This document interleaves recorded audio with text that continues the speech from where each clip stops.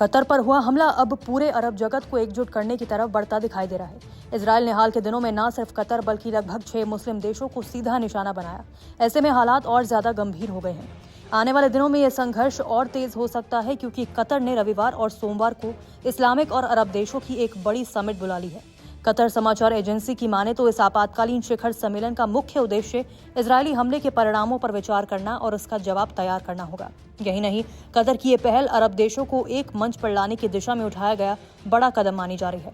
आपको बता दें कि इजरायल ने पिछले 72 घंटों में 6 मुस्लिम देशों पर तगड़ा हमला बोला। इन हमलों में फिलिस्तीन, सीरिया, लेबनान, कतर, यमन और ट्यूनीशिया जैसे देशों का नाम शामिल है। बताया जा रहा है कि इजरायली हमले में लगभग 200 से ज्यादा लोगों की मौत हो गई और लगभग 1000 लोग बुरी तरह घायल हैं।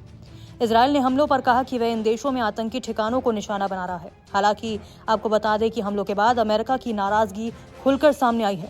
अमेरिका के राष्ट्रपति डोनाल्ड ट्रंप ने इजरायल के प्रधानमंत्री बेंजामिन नेतन्याहू से फोन पर बातचीत की।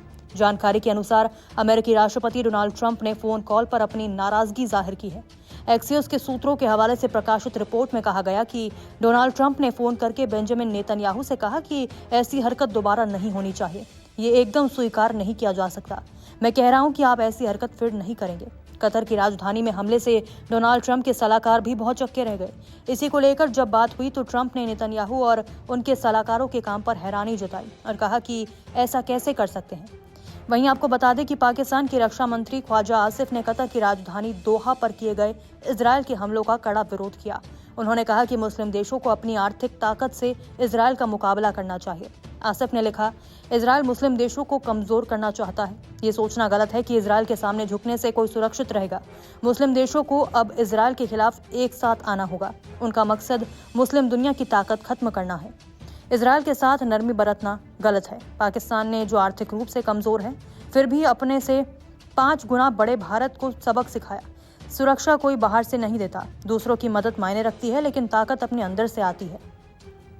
वहीं दूसरी तरफ पाकिस्तान के प्रधानमंत्री शहबाज शरीफ ने भी इजरायल के द्वारा कतर पर किए गए हमले की निंदा की। उन्होंने एक्स पर लिखा, पाकिस्तान की जनता और मेरी तरफ से मैं इजरायल के दोहा में आम लोगों पर किए गए गलत हमले की निंदा करता हूं।